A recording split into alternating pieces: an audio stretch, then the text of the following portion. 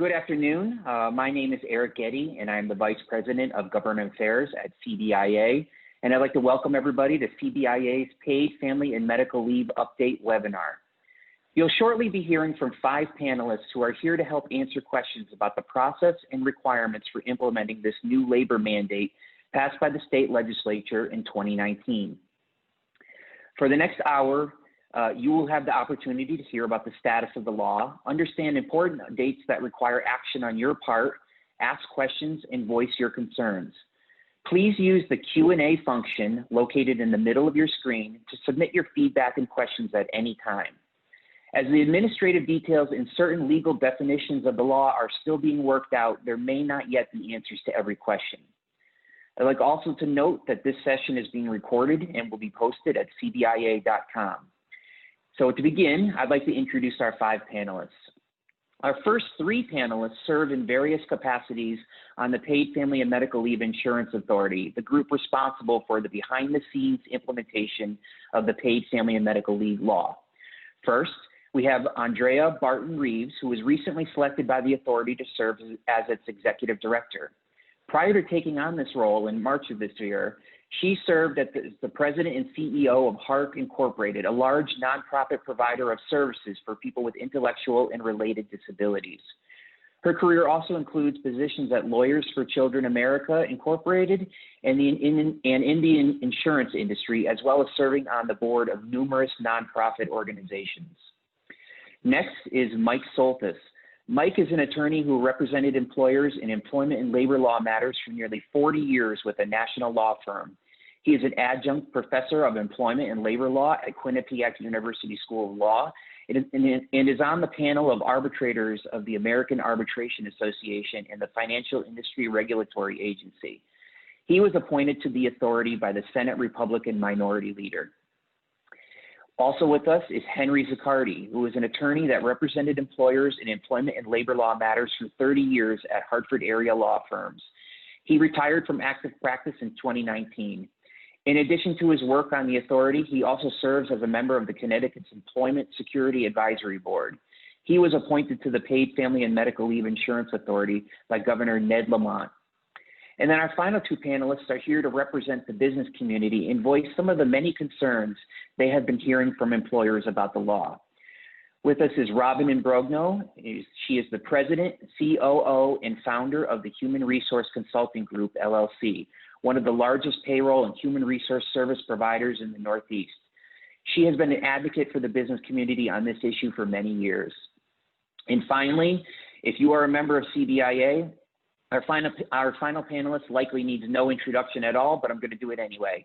Mark Soycher is CBIA's Human Resource Counsel and has, for the past 20 years through CBIA's HR hotline, guided the Connecticut employers and employees through the maze of workplace laws and regulations, providing legal assistance with all employment issues from hiring to firing.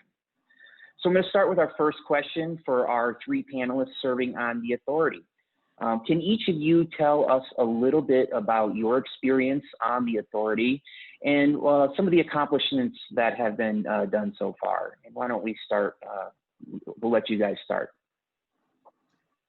All right. I'm going to jump right in, Eric. This is Henry. And we discussed, the 3 of us, how we best approach this. So I'm going to give you a super fast review of the past to bring us right up to the present. Those of us who look back to 1990 will remember that was the year that Connecticut Family and Medical Leave came into effect, a pioneering act here in the United States, and obviously very important to provide leave for various reasons for employees of companies, 75 employee threshold at that time, et cetera. Jump to 93, and we have the federal government coming in with the Federal Family and Medical Leave Act with a 50 employee threshold, and again, job protection for various types of leave, but these are unpaid leaves.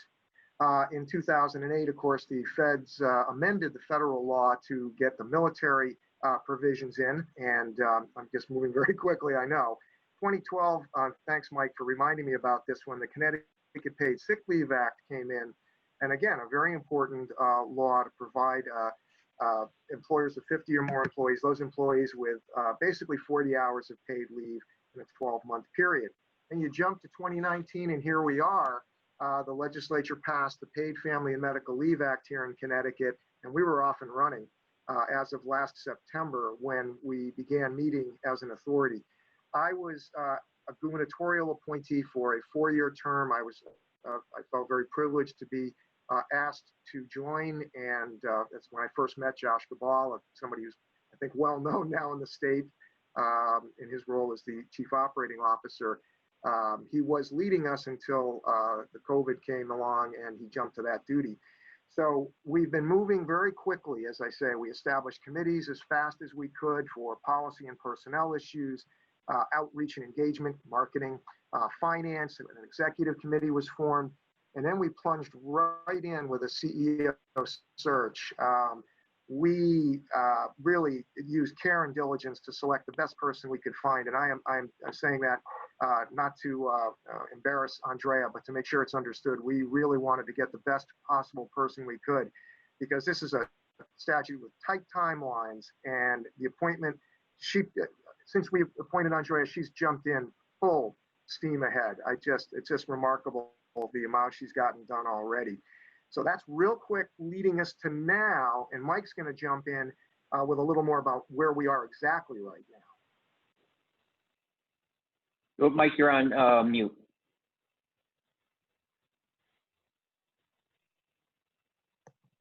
Can you hear me now? I can hear you. All right. Thank you, Henry. And a little bit more background that, shows you my interest in this authority. So for about the last 30 years, I've been involved in leave management representing large employers. And I've had the pleasure of working with the CBIA doing many of these seminars. It's kind of interesting, though, this is the first time where I'm wearing a different hat. I was always an advocate for employers, always criticizing the legislature. Here's what they could have done, should have done. And now I sit here as a board member with a different perspective. As Eric said, was appointed by the Senate Minority Leader. There was one slot to be filled by somebody with familiarity with leave management issues for large employers, something I had done for a long time. As Henry said, we've organized we have committees. I'm on the Finance and Audit Committee and the Policy and Procedure Committee. I'll tell you why I'm on the Finance Committee, because my main focus here, and I try to keep this in mind for every meeting, as we all know, this is 100% funded by employee contributions. So we are fiduciaries for the employee money. And we need to make sure we spend that money wisely,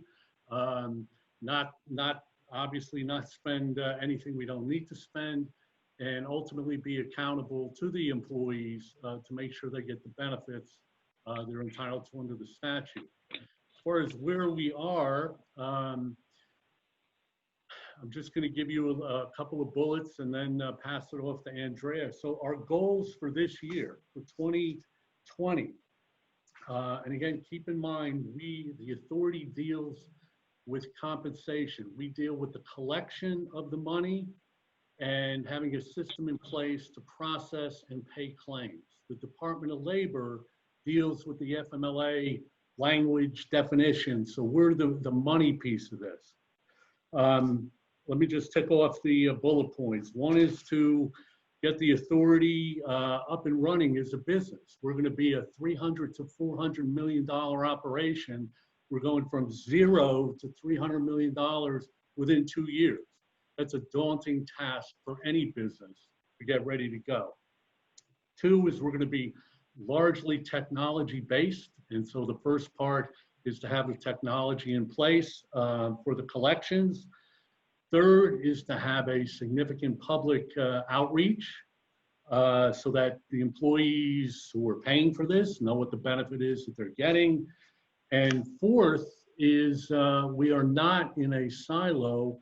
We have to deal with many, many other state agencies, and developing those relationships and working with them so that all of this works in a cohesive fashion is also a significant undertaking. So with that, let me turn it over to Andrea to fill in those details. Thank you, Mike. So I'm just going to share my screen very briefly. Thank you for having me, and I'm just going to go into a little bit more detail over what Mike just discussed. So I'll do this very, very quickly. All right. So over the first 100 days, this is what we've done. This is just a summary of our progress. So we have a working budget, we have accounting and financial policies, we have an operating plan, and all of those have been posted for public comment. We have an employee handbook, an organizational chart, job descriptions for virtually every position we have. We have posted job descriptions for 4 of the positions that we will be hiring in our first go around of hiring, 2 of which have already been filled by our IT liaison. That's the person that's primarily responsible for that IT build that Mike had referred to, and a director that will oversee that. We're already conducting first round interviews for our chief of staff, moving into our second round, and the same is true for our controller. Next is that we've already issued 2 RFPs, one for IT and for marketing. We have selected our IT partner, Slalom. They began their work in early May, and our first key deliverable is on 8/1. We have a marketing partner, Miranda Creative, that their branding has already been completed. We're actually looking for a final board approval on the branding before we unveil that. We have a steering committee that's been developed to oversee our IT build. We have our brand and logo. As of today, we are on our 9th or 10th virtual listening and webinar tour. We have strong working relationships with virtually every state agency. We're working very closely with DOL to provide a lot of the guidance that I know you may have some questions around today. And we're also partnering with the insurance community and the Department of Insurance to drive their private plan checklist, which I know is really critical.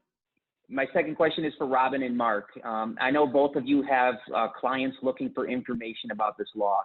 Can both of you talk a little bit about some of the concerns you're hearing from the business community? And why don't we start with you, Robin? Sure. Thank you, Eric. I think probably one of the biggest concerns about the change is, one, the size of business that this is going to affect. Some of the organizations that have never had to participate in family medical leave, some who've actually gotten a taste of that over the last several months with the Emergency Family Medical Leave Act. But those real small employers, especially those under 20, under 25, are very concerned about how they will manage their workforces with folks out for periods of time. They're concerned about the level of oversight that they will need to provide to having someone out, what they do with those positions that will be open during that period of time. And for the very small, the micro employers, the 5-person groups, how do they continue to operate? I think that's probably one of their top concerns. The other concern that I've heard is about the efficacy of the fund. And certainly I know that all of you will be doing everything that you can to make sure that the fund is both prepared as well as able to fund employee leaves, but there is a concern that employers may have to step in at some point to assist in the funding. So I think that's probably the second largest area that we hear. Go ahead, Mark. Okay, yeah, I'll jump in. You know, I reflect back on when paid sick leave law was passed, and we conducted a whole series of educational sessions around the state and really kind of played to packed houses. That's not going to happen this time around because we're all sitting home. I think we've all become very good at these online training sessions. So I think employers will be in need of significant education on this. It's interesting that, Eric, when you first reached out to me to participate in this program a couple of weeks ago, I had to step back and think for a moment because all of the attention and energy has been focused on COVID issues. The Coronavirus Response Act, emergency paid sick leave, expanded FMLA leave, and the idea of the sick leave was kind of on the back shelf collecting dust. And so I think we need to awaken employers that this is coming.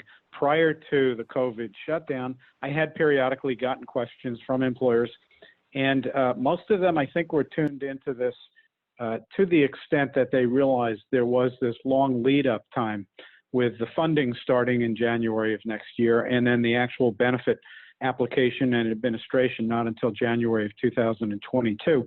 But companies were still, that light was popping on once in a while, and they're saying, gee, is there something I need to do? And so I think a little bit of anxiety over the initial administrative tasks of deducting from employees' paychecks. What are they going to do? Where do they send the money? And most importantly, on the educational side also, having the information to explain to employees why their paychecks are being dinged for this and where it is all heading.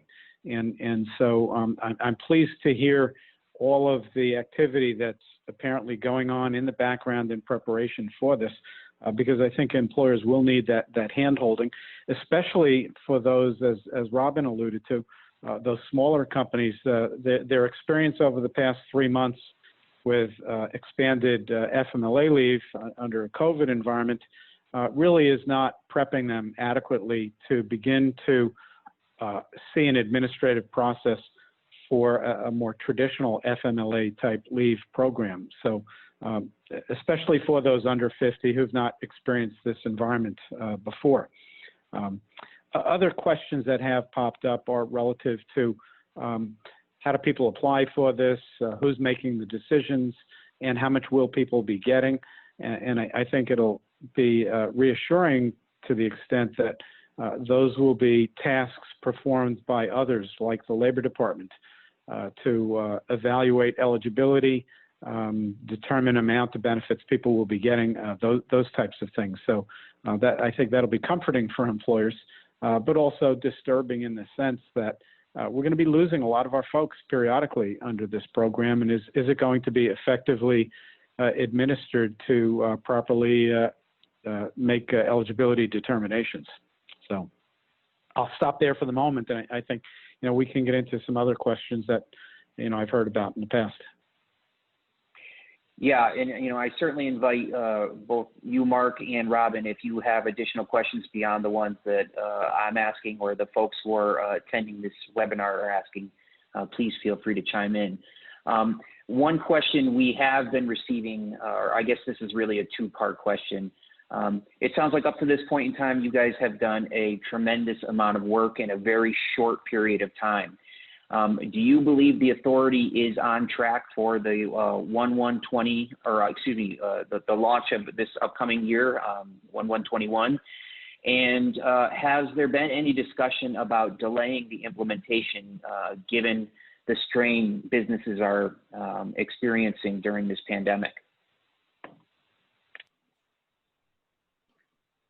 Well, I'll jump right in really quickly just to say that I think we moved with terrific speed. All things considered, one of the first things that was ever discussed was how tight the timelines in the statute can be. And so I think it's safe to say that everybody on the authority has taken that very seriously and done whatever we could do to make sure this process advances as promptly as possible. There are a lot of things going on right now. I mean, we could barely scratch the surface in our introductory remarks. And it's exciting to know that it's moving as fast as it is. From my perspective, I don't see that there's going to be a delay that would be attributable to the authority not getting something done on time that was supposed to get done. But I'm just one of the members of the authority. But everything I'm hearing, I mean, you heard Andrea's very rapid update of the first 100 days. Tons of stuff is getting done. And I'm really excited about the website, because I think that's going to help your group, the employers that I've represented for decades, as Mike has as well, understand what's required and so on. Correct me if I'm wrong, Andrea, but my understanding is Slalom is doing quite a bit to get feedback, input, whatever you want to call it, from the user universe that's going to be piling onto this website probably the day it starts. Right. So we're conducting user interviews across the state with employers of varying sizes, some of our larger employers. So as a matter of fact, on Friday, we had an opportunity to talk to Lego, which we all know is a significant employer in the state, and there are others that are scheduled. Small employers, sole proprietors, those are self-employed. so that we could get a full perspective of how people see the law and how they actually want to use not only the website, but the registration process that'll be coming out in November.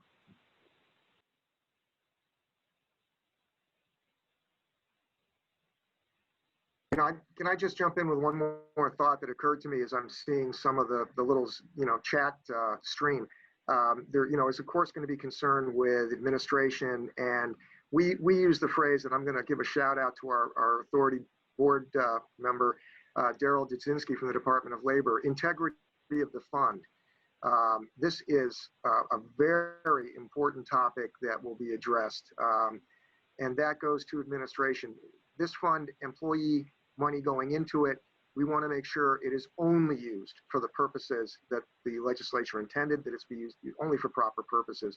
So my sense right now is we're going to be paying a great deal of attention to integrity issues to make sure that the administration of the program is proper, that it's not being taken inappropriate advantage of. I just want to make sure that that got stated very clearly. Mike, you're on mute. Okay. And Robin mentioned this also. Look, the last conversation I want to be involved in is a conversation that the claims exceeds the contribution. So what do we do now? Okay, my goal is to avoid that conversation because that's not a good conversation. Because there's only a couple of options, and to me, they're both unacceptable. One is to go to employees and say you're going to get less, and they're not going to be happy about that. And the other is for the legislature to think about other sources of revenue, and we know what that means. So to Henry's point, we need to keep our eye on the ball, the financial ball. In a laser-like way. I think our subcommittee is going to be doing that. The board is going to be doing that in a transparent way. I mean, you all read the Hartford newspapers. There's been some issues with other authorities. We want to be upfront, open, transparent, and focus on that. One other point to make, which goes to your question about timing, Eric, and again, this is just my view, the Department of Labor has been swamped, right, to say the least, with their managing, trying to process all of these unemployment claims. Now, they have a deadline of January 1, 2022 for their regs. So I don't know where they are. I don't know, but when thinking about how come we're not hearing something more from them, I think we all need to keep in mind they've been absolutely overwhelmed with record-breaking numbers of unemployment claims. Thanks. Great. Eric, I'll jump in there. I saw one of the chat questions was, do we have confidence in the Labor Department to take on another program like this, given the stumblings that many in the public see they seem to have had addressing the COVID situation. And, from my perspective, I think they've done a great job. No one could possibly have conceived this level of activity for unemployment claims under COVID. Over 600,000 claims in a 3-month period. One statistic I read recently said they had completed about 97% of the claims coming into the system. That still computes to, about 19,000 people hanging out there in the 3%. So, it's not to be dismissive of those folks, but at the same time to have stepped in, had the Labor Department staffed up for a COVID environment for unemployment claims processing, the business community would have been going crazy, complaining that they're overstaffed. What are they doing with all those people and all those resources? So, ideally, I like to think that the good place Connecticut is with its COVID steps for health and safety and getting business back to work will pay off. and these situations will level off somewhat, and they'll be able to, quite frankly, apply that experience to this new program. So I don't think it's fair to chastise them or condemn them in advance going forward, especially with they're going to have some good calluses from the heavy lifting they've done over the last few months, and so hopefully well prepared to deal with this. Mark, I agree with you wholeheartedly. In dealing with unemployment offices throughout the country over the last several months and shared work programs in many states, Connecticut was actually incredibly agile during this period. So I too was, and I understand it was certainly challenging for many, but given the unusual nature of what they dealt with, it was very impressive. I do have a question, if I could, based on the employee percentages, if you will, the contribution, if I could jump in, Eric. My question. Yeah, absolutely. That was going to be my next question, but you can ask it for me. That's fine. My question is, if employees are going to be able to, or beginning at the beginning of the year, we're going to start deducting as employers for that percentage that's coming out. Has there been any conversation yet, or what will the protocol be for remittance of that tax? When will it be remitted? Electronically, I'm assuming. What changes will employers need to make, payroll systems, all of those kinds of things? So I'll answer that. Right now, we are actually in conversations with the NPRC, which is the National Payroll Coalition, so we can get directly from them exactly how they are remitting their taxes across other states that also have paid family medical leave. They're providing us with as much detail as you can possibly need in order to make sure that the deductions are properly taken and that they're properly remitted. We're really, right now, as we sit here, we're in the midst of building that system that will collect those taxes, that 0.5% from every employee. The way that the statute is written is that all of those collections go to the Office of the Treasurer. The bank account to collect those remittances has already been established, and the policies under which that money will be managed is outlined in the statute, and that's already been resolved with the Office of the Treasurer, because that's where it's supposed to be happening. So that part is already, so the very minute details about where it goes from one place to another, those workflows are being worked on as we speak, but the larger pieces of where it goes, how it's managed by the Office of the Treasurer, and how the claims will be paid after that, those are almost nailed down at this point because it just has to get done. So, and Eric, there was another question that was posed about people taking advantage of the program and some questions about the administration of it, and I would just like to address that briefly. This is a constant concern, but it's a concern about every program. We have the same concern about family medical leave before now. We had it about workers' compensation. There will always be someone who will try to find a way to take advantage and provide and avail themselves of more benefits than they should, or avail themselves of benefits in ways that they're not entitled to. So our goal really is to reduce that as much as possible. So we are already building in and starting to build the policies and procedures that will really have a very fine eye on how people, on the claims that will be submitted, their validity. And I know part of the concern is that there's a very expansive definition of family. So one of the things I always tell people is, we don't want people to have 18 grandmothers and 67 cousins either, because there's just no reason for that. And I say it because my husband comes from a very large family. He does in fact have 67 cousins, but I know he does not have a relationship with all of them that is equal to the familial definition of the statute. So we will be really in partnership with the Department of Labor, asking some very pointed questions, because as Henry and Mike spoke earlier, it's everyone's paycheck, and we take that very seriously, and we don't intend to create a system where people can engage in fraud. And if they are, we intend to pursue that very seriously.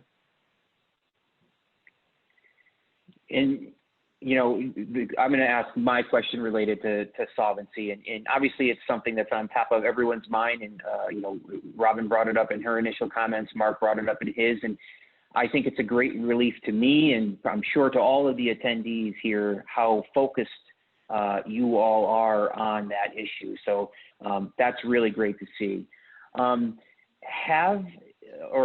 have at any point, or are you planning to at some point, going to be consulting an actuary related to the program? Because as one of our attendees, Charles, points out, corporate usage of paid family medical leave is around 10%, and he said that this program assumes around a 2% participation rate. So, are you confident in that, and are you going to have the numbers be looked at from another party? Yeah, it's a great question. I'm sorry, Eric, I didn't mean to interrupt you. It's a great question. The answer is yes. I've actually already asked the same actuarial group who conducted the initial study to conduct an updated study, primarily because we need updated numbers, because our workforce fluctuates all the time, and because we are in unprecedented times. There is really no way for us to, I think, responsibly determine what contribution rates will be and what claims benefits payments will be without having updated actuarial numbers. So that report has already been asked for, and they're working on it as we speak. That's great. Eric, if I can just jump in with a comment or a question there. Please. I know one of the questions submitted was if an employee contributes the money as required and doesn't have a claim, is the money following the individual, or is it like the unemployment trust fund where the money goes into a fund that's used to fund the larger system? And I think to follow up on that, some of the comments I've heard from some companies is employees adopting the attitude that I've paid into it, so I may as well use it. And I know some of the legislative conversation that took place prior to enactment was that the projection was, given the amount contributed and the benefit level, if more individuals than expected or hoped for take advantage of the benefit, people will be taking out in benefits far more than they're contributing. So, couple of questions packed together there. So, Mark, repeat your first question for me. Is the money following the individual, or right, is it like unemployment now? An employer that never lays anyone off is going to be paying a certain minimum amount in taxes just to fund the system. It is a grouped fund, so it is not like, for example, our Social Security or our own savings accounts. It is not linked personally to you. It is a group fund that everyone contributes to, and benefits are paid out of that fund. Because I actually get that question quite often, and it's not an unusual one, or an unusual conclusion for someone to draw from. And I think that the second part of your question is, I think, again, speaks to solvency, and I think that Mike had addressed that before. So we're just watching it very carefully, and I am sure that some people will say, because I paid into it, I think I'm going to use it. But there are only 5 qualifying conditions under which you could get paid on the paid leave authority side, and we are watching those conditions very carefully. So if you don't meet those conditions, and we're going to be asking for a lot of documentation, that it's not as if you can decide today, I'm going to have a serious health condition, I'm going to come over to the authority and get paid for that. That is not the intent, and it's not how we intend to run the authority at all. So if I think some education on that will be important to reassure people. Absolutely. I'm sorry, Robin. No, I was just going to ask a follow-up question on that. If the authority is not going to be the adjudicating body of those claims, what legislative enforcement, Andrea, do you all have that will allow you to ensure that abuse, fraud will be minimized, and that the solvency, if you will, or the dollars will remain intact? Yeah, so that's where our partnership with DOL comes in. So we're already talking to them about what we should be looking at.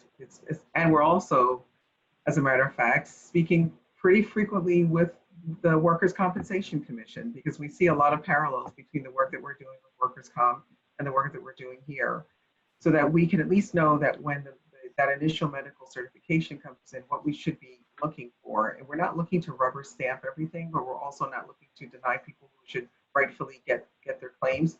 But as Henry and Mike said, it's pretty early. We're about 100 days in, so we're still trying to solidify that. But I can tell you, and I don't know if all of you know this, but I am a lawyer too. So my eye is all over this all the time to make sure that we're doing exactly what we're supposed to be doing. And will that adjudication process involve employers, as is the case with unemployment, or is it going to be more a Labor Department claimant interaction on that point? That's an excellent. So it's our intent to have employer involvement.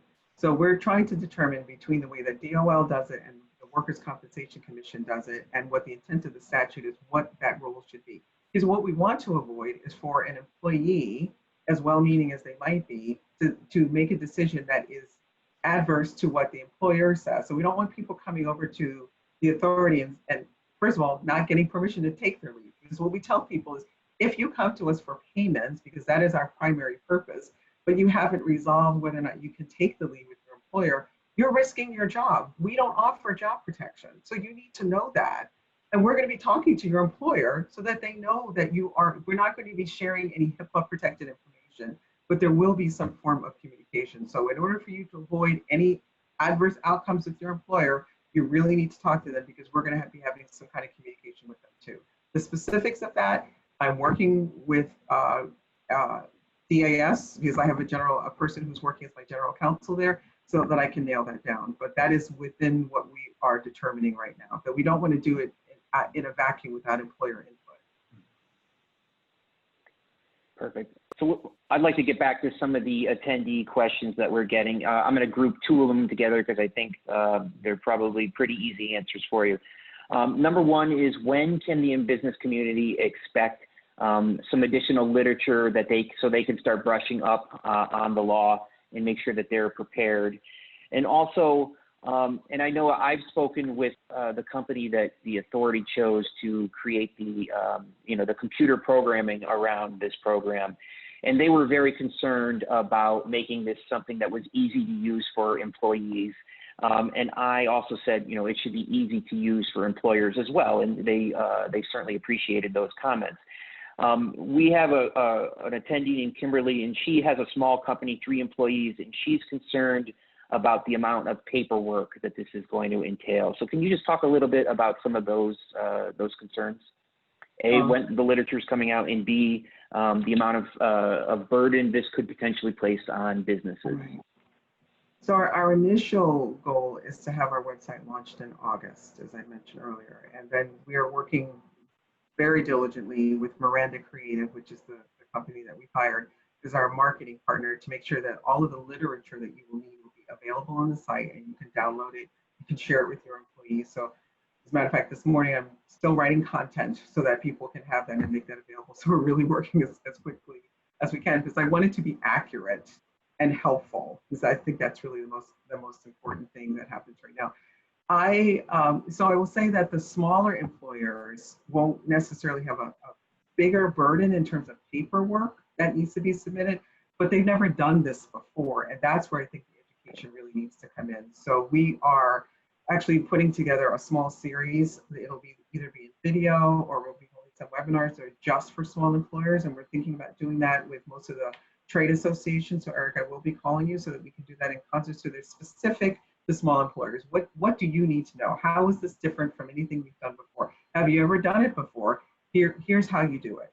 Because I know that this is great. If you've had 50 more people, you've done this before. But if you haven't, it's an entirely new world. It is sometimes tied in with the Americans with Disabilities Act, which may or may not apply to you depending on the size of your organization. So those kind of intersections are important for you to know. So we know that, and we're working on an education that's for small employers as well. I just want to jump in quick. You said something, Andrea, that prompted me to recall, our CHRO statutes in the state of Connecticut started a much lower threshold. So even an employer of 3 or more will have had potentially some experience with that ADA type concepts, because I noted that one of the questions had to do with ADA interactions with the FMLA and so on. I think those problems and issues, call them issues instead of problems, have been out there already for years. And so some employers have already had to cope with people coming back from leave, and then the issues of reasonable accommodation that they face. But I think that some employers will have already had some of these obligations or requirements on them, just not the FMLA one. So with respect to paperwork, especially for those employers who are already accustomed to family and medical leave, we're not creating all new forms. So when you apply for this leave, the idea is to adapt the forms that you're already using because we know employees are already familiar with that. So we're not trying to reinvent the wheel there. And for smaller employers who've never done it before, our plan is to also use the same form because there are more online resources on how to fill that out than there are forms that we can create on our own. So we're just trying to make it as easy as possible for people to do it. There will be some adjustments and those we won't be able to avoid, but we're not trying to create new things to the extent that we can that make it harder for people. Great. And Eric, Andrea, I believe you, oh, go ahead, Mark, please. Oh, okay. This is, I think there's been one or two questions posed by panelists, and I can sort of elaborate on that. Is there a private sector alternative, what I would call a short-term disability light program? And do you anticipate a new private product for short-term disability that will kick in when this doesn't cover it? Because this is obviously covering situations more than just the worker's medical incapacity, but family member responsibilities, which traditionally is not part of the usual short-term disability benefits. So I don't know if I can directly answer the question about the short-term disability benefit because that's an employer-by-employer decision. I can say, though, that the statute calls for the creation of a private plan, which is an alternative to the state's plans that our quasi-governmental organization will offer. We have just, as of last Thursday, been able to come to agreement with the Department of Insurance about what the outline of that plan will be so that we will be able, hopefully, our plan is to release it within the next 2 weeks so that private insurers will at least have a sense of what they need to provide within that plan so that they can make that offering to private employers. But in terms of your specific question, I don't really have an answer to that, so I can turn it to Mike or Henry, see if they have a response as well. This is Mike. I'm not sure, I can't really speculate about what else employers will add to their benefit options, but I will note that the number of employers who participate in private plans can certainly affect the authority's revenue and claims, right? Because the authority is not going to get any revenue from those private plan employers and is not going to be paying any claims for those employees covered by that private plan. So it's unclear whether that's a good thing or a bad thing because we're losing the revenue but not paying the claims. And it might end up being a year-to-year thing, sometimes good, sometimes bad. But that will certainly impact, both sides of the equation, revenue and claims paid. Assuming the actuaries will be looking at that as well, Andrea? Yes, Robin, they are. That's part of their scope of work is to look at that as well. And they're comparing that to other states that also have the private plan option. One of our attendees, Chris, wanted to know, will there be a way for employers to contest a leave claim like they can contest the unemployment, like they can contest an unemployment claim? So that's an interesting question. So on the paid side, is that what they're asking? Because let me answer it a different way. If an employer is making a decision that a person meets the criteria for leave, then that's the employer decision. So there's a distinction between that and whether or not that leave will be paid. So on our side, the paid part, yeah. So the paid part is really something that both the authority and in concert with DOL determine. I'm not sure under what circumstances an employer would contest that. Would they contest it if they've denied the leave and then they're saying that the employee should not be eligible for the leave? Is that the question? I would assume that is the question, yeah. All right. So in that case, we're not anticipating a contest, but we certainly would reach out to the employer to ask about what I mentioned before, about the legitimacy of the leave, what paperwork they provided, whether or not the employer knows whether or not the person is taking the leave. And in that context, if they would like to share with us some other information that we're entitled to get that's not HIPAA protected, that's important as well. We will certainly take that into consideration. Yeah, it's important to know that family medical leave on the federal side is almost an entitlement. You know, if you, especially on the federal side, if the person meets that criteria, you essentially have to give it to them. And then if you have concerns on, especially on the employer side, that the leave is probably not legitimate, you need to use all of those recertification processes that are written into the statute to go back and get second and third opinions to recertify whether or not that person should be getting leave. Those are your protections under the statute to make sure that you're protecting against fraud and abuse. You know, one thing that comes to mind on that topic is, you know, this definition that everybody's waiting for. What is a relationship that's equivalent to a family relationship? And, you know, that phrase has been around for a long time. It's been in a lot of paid sick leave laws. And I always waited for employers to tell me they wanted to challenge that. But I must tell you, I never had an employer tell me that. And I don't know why, whether they believed it was futile to challenge it because FMLA and sick leave is an entitlement, or in the whole scheme of things, they didn't figure it was a big enough issue to fight. Who wants to spend this kind of money? Just give somebody 12 weeks. So I don't know. I know there's a lot of anticipation around that, and there's certainly opportunity to challenge this. What do you mean your cousin you haven't seen in 6 years is the equivalent of a family relationship? But I don't know how much, how many contests there are going to be about that. I know it's a great subject to talk about and debate, but I haven't seen it thus far. You know, Mike, and I'd have to say the same because I, you know, as Eric pointed out, I was at Hark for 10 years. I ran it for almost 7. When I stepped in, I was the person that ran human resources. So I have seen virtually everything you can possibly see under family and medical leave. You know, people making all types of claims, and some of them, you know, most very legitimate. Some we heavily exercise that recertification right that we had because we had some concerns about that. So I hear employers about the concerns that they have because I lived it and I've done it, and you know, and I had over 400 people that worked at Hark, so I totally get it. But I do think that, you know, to the extent that if we roll out the program, it becomes a concern, let us know because we want to be able to address it. We want it to work for people. But I'm with Mike. I've never really had anybody come to me, you know, with a family definition that I had questioned. That has not been my experience in the 10 years that I had done that work. And let me just add really quickly, and if I'm being redundant, I apologize, but other speakers have pointed this out. Remember, whether we like it or not, we have multiple statutes now that we need to get our hands around. This is paid family and medical leave insurance. It is not the Connecticut Family and Medical Leave Act. It's not the Federal Family and Medical Leave Act. The criteria for eligibility are going to be different. The timing may be different. And I am not sitting here to advocate for employers to jot on their pad, mental note, if they're not FMLA protected, I can just get rid of them and at least they'll get paid maybe. But, you know, there is that aspect to this.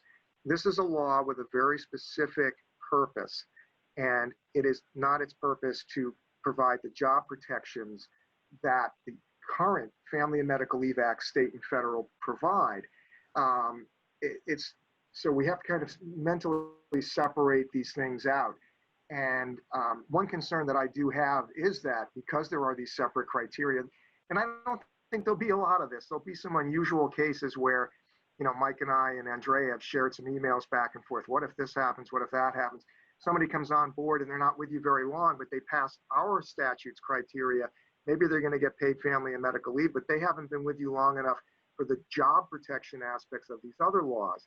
So it's going to be kind of complex, but we are not the Family and Medical Leave Act. We're the Paid Family and Medical Leave Insurance Authority. And we really do have our own little set of concerns that are not in these other statutes. But just to be sure it's said one more time, solvency of the fund, integrity of the fund, we have a really clear focus on that, believe me. So we're starting to run a little bit short on time, but there is a really good question I was hoping you could answer for me. This one's from Lynn. You talked a little bit about there being the possibility of a private sector option if some of the insurance companies in the state chose to become involved with that.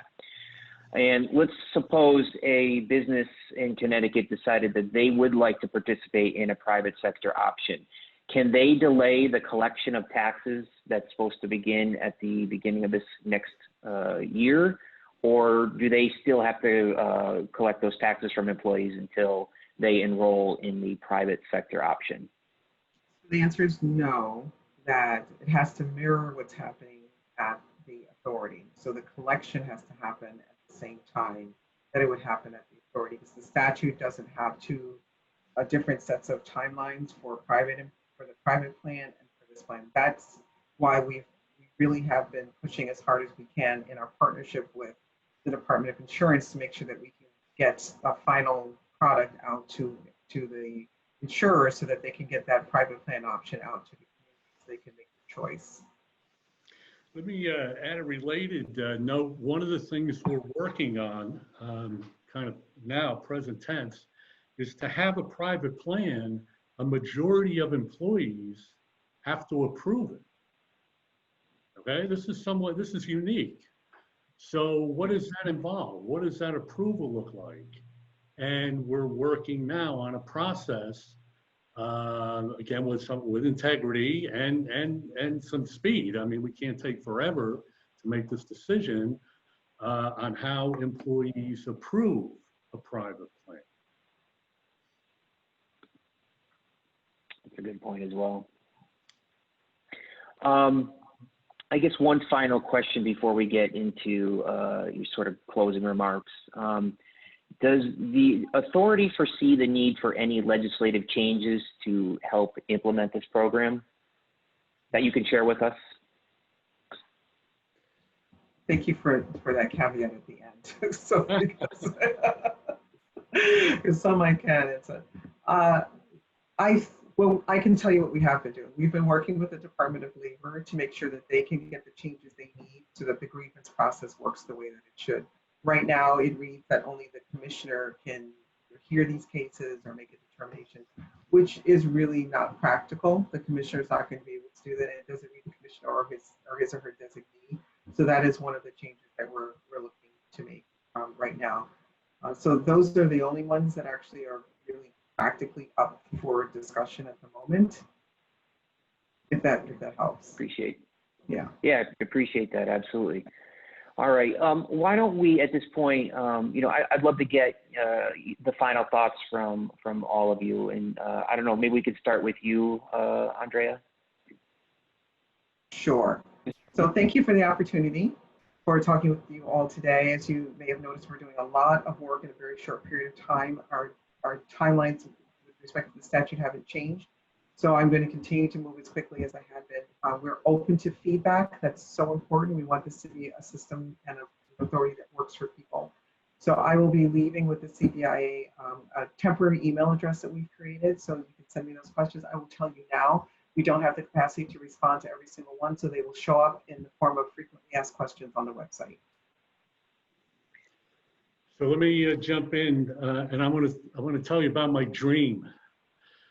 My dream is that we would have one leave law nationwide, and it would be easy to administer. We go to the manual, and that's it.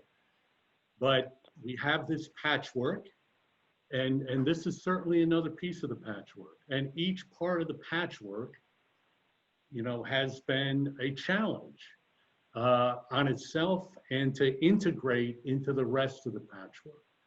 And our goal is, the statute is the statute. We are where we are. Our goal is to minimize the angst that employers will feel in integrating this patchwork, this piece of leave, into the rest of them. So that's how I look at what our goals are. Well, let me jump right in. I share your dream. I've shared it for a long time, trying to help employers integrate the different parts of the Connecticut and the federal family and medical leave laws. having seen some really unusual scenarios over the years. And, some of what I was talking about earlier sort of suggests that, how are you going to integrate all these different criteria for eligibility and all the rest of it. So we have some challenges in front of us. I think I will lump them under communication challenges, but this has been a great start today. Eric and the team over at CBIA, thank you. The hour has flown by, but I think that I hope rather that everyone who's been on this will try and take advantage of Andrea's invitation. Not to get you swamped, Andrea, but submit your questions. We're going to have FAQs. That's what they are, the most frequently asked questions. We want to get those out there. We're really, really trying very hard to communicate with every corner of the state. This was actually discussed in those very terms at an early authority meeting, that we have to reach out to every part of this state, big employers, small employers, every corner, because the reach of the statute doesn't stop at a particular county's borders, okay? But I share Mike's dream, and to the extent that we can make it better in streamlining the process for the paid family and medical leave insurance, that's really a major focus here. That, and just to, again, reassure people, the integrity of the fund, the solvency of the fund, always in our thoughts. So thank you again for this opportunity. Wonderful. Thank you. Thank you. Thank you. Just some final thoughts for those employers who have not had to manage family medical leave. I encourage you to, for those of you who are 50 and under, or under 50 rather, start taking a look at what the current act looks like, at FMLA toolkits and handouts, so that you begin to get comfortable with what you will need to manage in the future. Again, this is probably more around the leave part than the paid part, but just so that you're comfortable with that piece, because it sounds like Andrea and her team are going to take care of the paid piece, but you do want to get familiar with family medical leave and its requirements, and get your team, your employees as well, aware of what those obligations are as well. I will say that one positive note is that we've removed some of the differences of Connecticut law versus federal law, which will help. It won't make Mike's dream come true, but it certainly is a little bit cleaner than perhaps it was. So I encourage you to start reading now. You have some time to do that. So, and thank you again, Eric, Mark, for participating in this, asking me to. It was great. Thank you.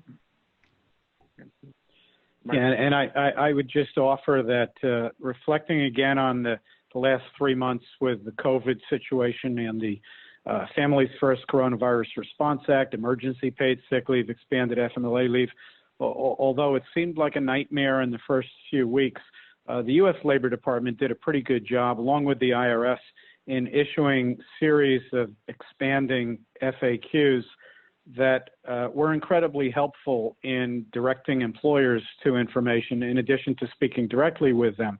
And that type of building process, it was like every night you had to check to see what you're going to have to deal with the next day as they expanded that the FAQs. But they did it in a stepped fashion, which was very helpful and I think effective in steering employees down the path of understanding what the law required in an incredibly short period of time, involving an incredibly larger number of people than you will have to be dealing with this law. So maybe a similar structure of information trickled out in a fashion building upon itself will be a good approach to educating employers and getting them on board with this. I agree, Marcus. As soon as I have more than 2 people, I'm happy to do that. So I'll have to just keep hiring, and I'll be able to respond that way. That's my plan. The IRS had a number of people writing all through the night to develop exactly for issuing. I'll have to staff up a little bit more. Yes. Well, great. And so anyway, it's 2 o'clock on my computer here, and we want to be respectful of everyone's time. So I really like to thank all of the attendees who are out there watching this for joining us here today. If your question was not answered live, please know that we will do our best to ensure you get answers within the coming days.